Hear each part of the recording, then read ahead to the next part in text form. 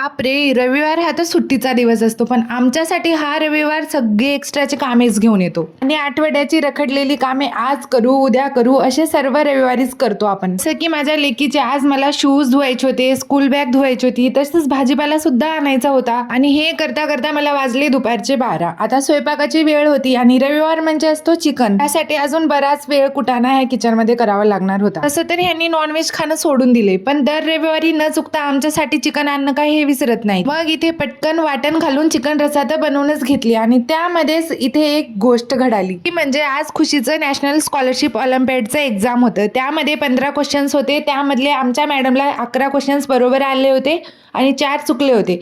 त्यामुळे तिचं थोडंसं कौतुक करून लागले मी परत माझ्या कामाला. आणि भाकरी शिवाय तर काय चिकन रस्सा खाण्याची काय मजाच येत नाही. त्यामुळे ते भाकरी बनवल्या आणि मस्त असं दुपारचं जेवण सुद्धा करून घेतलं.